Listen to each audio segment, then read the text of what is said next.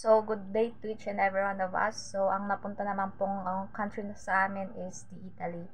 So, here are the contents of our report.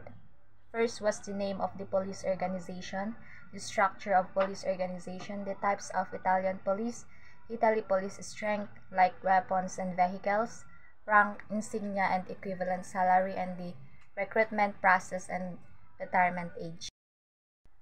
Italy's police organization and structure. The law enforcement in Italy is centralized on a national level with multiple police forces and agencies handling various duties under a central government. So, in short, Italy police organization structure is centralized even though marami silang police agencies, but isa lang ang nagkokontrol sa kanila, which is the central government. Overall, there are 52 different types of police in Italy, but magfo-focus lang tayo sa mga main. So, ito naman, in addition, Italy has a law enforcement bodies like the Policia Locale who have jurisdiction over specific area, which means that Policia Locale is decentralized, and yan yung pag-uusapan natin mamaya. There are two main Italian police forces. First was the Polizia di Stato, so this was under the Ministry of Interior. So Polizia di Stato, it is also known as the state police. It is the principal Italian police force for the public security, and such it directly by the Department of Public and Security headed by the Director General of Public Security. Let me explain about the Department of Public Security. Kung tayo, meron tayong DILG, sa kanila naman is ito yung Department of Public Security. So this department is, they are the one who provides technical support for the ministry's overall needs like personnel, weapons, vehicles, and marami pang iba. Polizia di Stato is divided into 4 divisions. First was the Polizia Stradale, second was the Polizia Ferroviaria, third was the Polizia Postale, and fourth was the Polizia di Frontiera. So, let me give you a short explanation about these 4 divisions of Polizia di Stato. So, first was the Polizia Stradale. They are those responsible for highway patrols. Kung sa atin meron tayong HPG, sa kanila naman is this Polizia Stradale. So, some of their responsibilities is managing traffic and enforcing traffic laws. The second one is the Polizia Ferroviaria. So they are responsible for railway patrols or railway, which means daanan ng mga tren or doon mismo sa train station. So merong nakatokang magbabantay sa mga railways in case of unexpected incident is meron agad re-responde. The third one is the Polizia Postale. So they are responsible for postal and internet communication. So sila yung nagbabantay sa mga cell site, because alam naman natin that internet is the most important thing nowadays. So lahat is technologized. Kung sira yung internet ng isang bansa is bagsak rin yung ekonomiya. So that's why meron silang Polizia Postale that are responsible for maintaining and securing their internet communication. And the last one was the Polizia di Frontiera. So they are responsible for border controls alongside with Arma dei Carabinieri and Guardia di Finanza. So these are their main duties: preventing and detecting cross-border crimes such as human trafficking and anti-smuggling. So the second main police force in Italy was the Arma dei Carabinieri. It is under the Ministry of Defense. As you can see in the description, the Carabinieri are the National Military Police Force of Italy, a military gendarmerie. Gendarmerie, which means men's at arms. Kung dito sa Pilipinas, meron tayong army na nagfo-focus sa military duties. Doon naman sa Italy is meron silang Arma dei Carabinieri na may dalawang main duties, which is the domestic policing na katulad din dun sa Polizia di Stato, to maintain public security dito sa internal or sa inside the country. Ang second na main duties naman nila is the military duties. So they are the national defense, serving as the military police armed force, and participating in international peacekeeping and military operations. So in short, Arma di Carabinieri is hindi lang siya nag-ooperate inside the country but also outside the country. Let me give you a brief explanation about the history of Arma di Carabinieri. So it was founded by King Victor Emmanuel I of Savoy in 1814 and became the first military organizations and played a significant part in both world wars. So, matagal nang na-establish itong Arma di Carabinieri. Not until in 2000 nung naihiwalay na sila sa autonomous branch of Italian Armed Forces.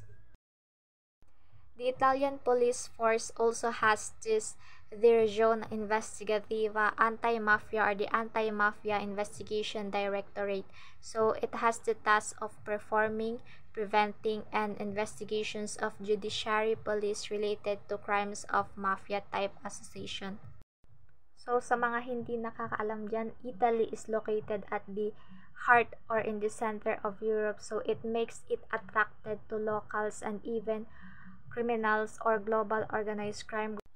Kung sa atin ang isa sa pinakamalaking problema ng ating gobyerno ay tungkol sa droga, doon naman sa Italy is this lumalaking populasyon ng mga mafia gang. So gumawa ang kanilang gobyerno ng organization that was specialized in investigating and preventing this mafia type association. So here are the some functions of this Direzione Investigativa Anti-Mafia. First was the investigation, second was the intelligence gathering, third was the arrest and raids, and fourth was the asset confiscation. So dito sa asset confiscation is kapag nahuli sila, pwedeng kunin ng mga pulis yung kanilang mga ari-arian. The third one was the Corpo Forestale dello Stato under the Ministry of Agriculture, Food and Forestry. It is also known as Italian State Forestry Corps. They are responsible for protecting Italy's natural resources, environment, countryside, and ecosystems, especially the 24 national parks and national forests. They are also responsible for safeguarding and protecting the endangered animals or yung mga animals na malapit nang maubos. So kung dito sa Pilipinas, meron tayong DENR or the Department of Environment and Natural Resources na nagproprotekta sa ating kapaligiran. Doon sa kanila is they are part of the police, which is the Corpo Forestale dello Stato, also known as Park Rangers.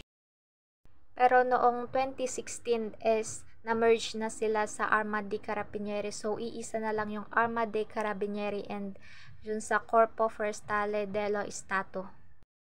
And ito naman yung iba pang Italian police forces. First is the Guardia di Finanza. So it was under the Ministry of Economy and Finance.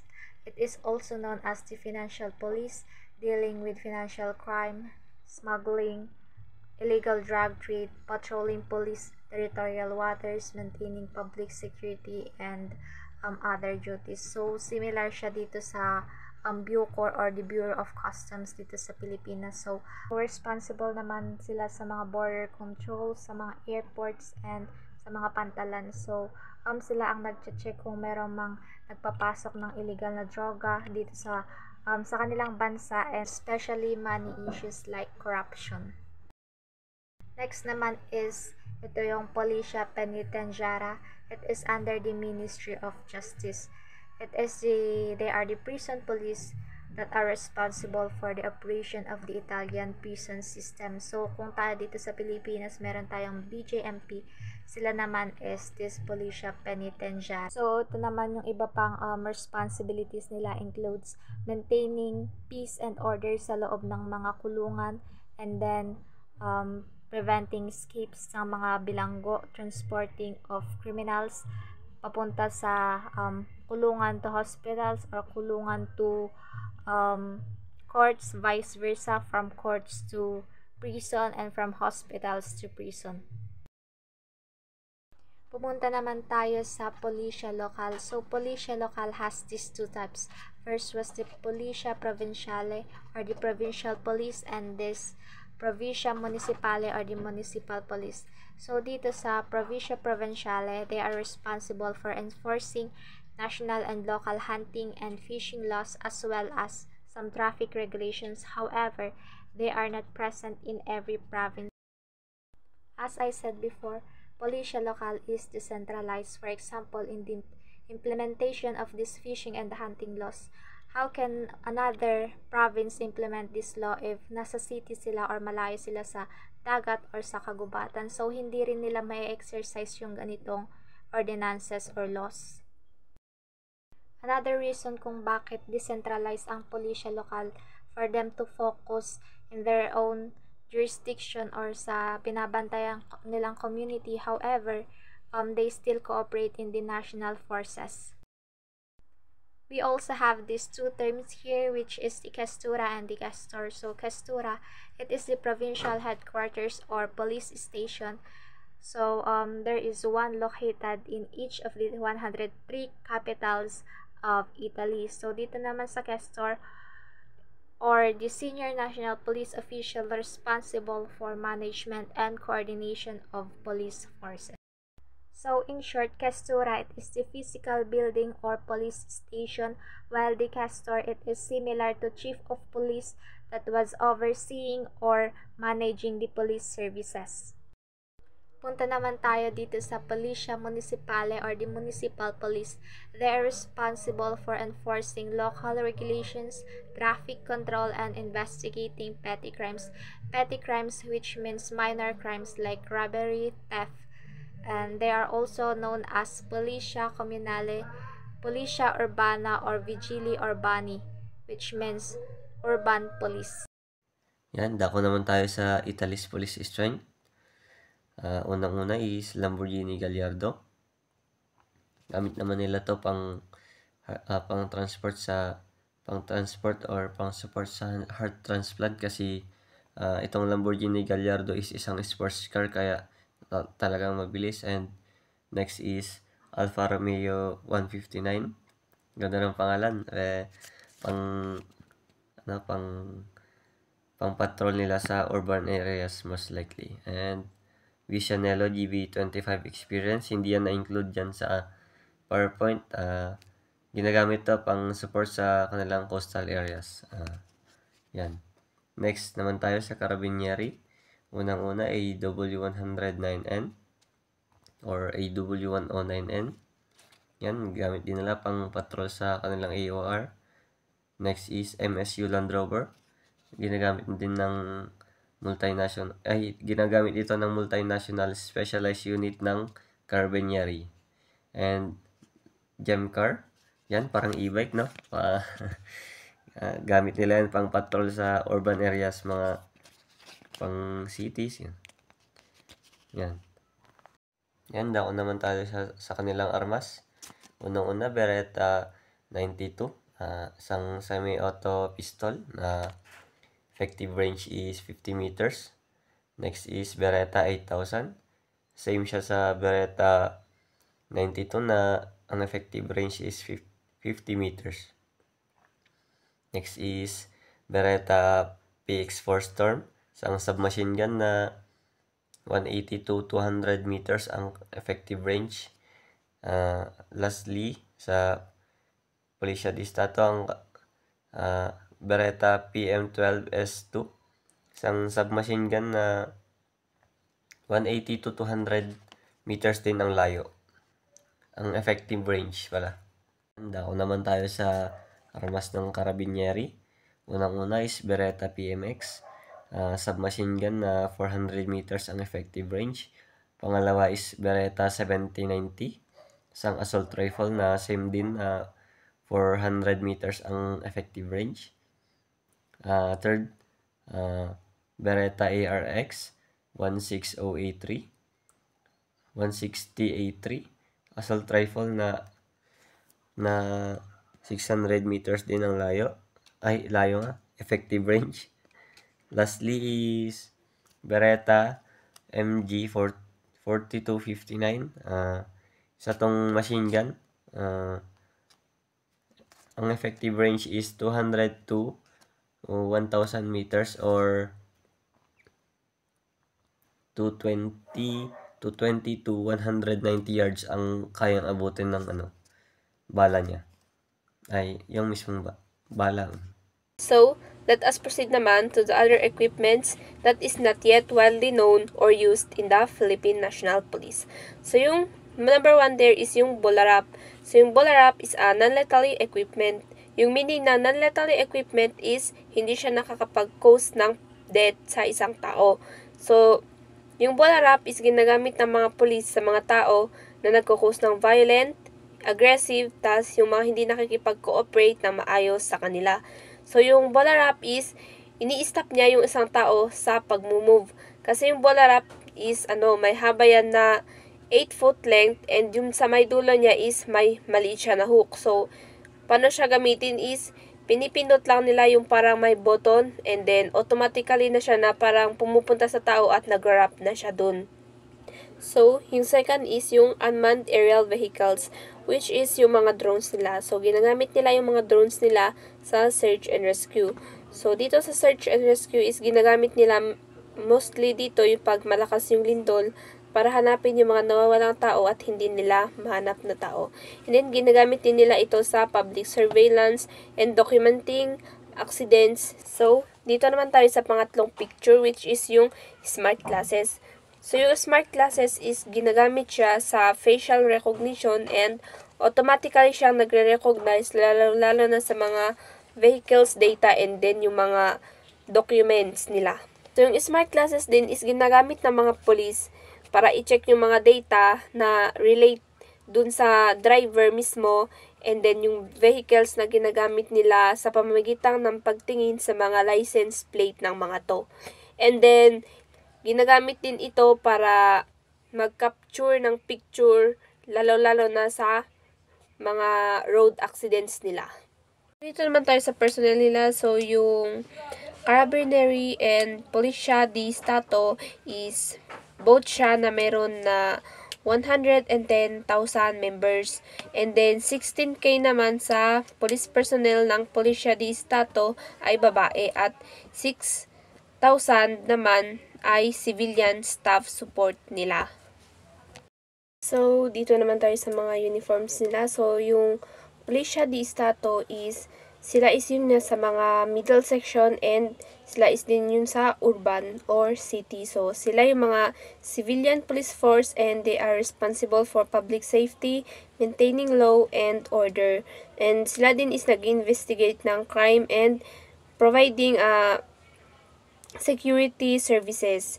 So, yung mga Carabinieri naman is sila yung mga nasa lower section and sila is nasa rural areas and sila yung mga military corps and with a police duty. So, same lang sila sa Policia di Stato na nagme-maintain ng peace and order and safety for the civilians. And they are also viewed as the most or more authoritative with military style force. So, proceed naman po tayo dito sa ranks and salaries nila. So, yung both ng Policia di Stato at yung Carabinieri is may tag 23 ranks sila. So, yung tawag pala sa pera nila is euro and kayo na po bahala magtingin sa salaries nila. So, yung first po is yung Policia di Stato. Yung babanggitin ko po is from highest to lowest. So, yung first is Director General, sinundan ng Senior Police Director, First Police Director, Deputy Commissioner, Deputy Chief Commissioner, Chief Commissioner, Commissioner, Vice Commissario, Coordinating Deputy Commissioner, Deputy Commissioner, Senior Inspector, Chief Inspector, Inspector, Deputy Inspector, Coordinating Chief Superintendent, Chief Superintendent, Superintendent, Deputy Superintendent, Coordinating Senior Assistant, Senior Assistant, Assistant, Senior Constable, and lastly, yung Constable.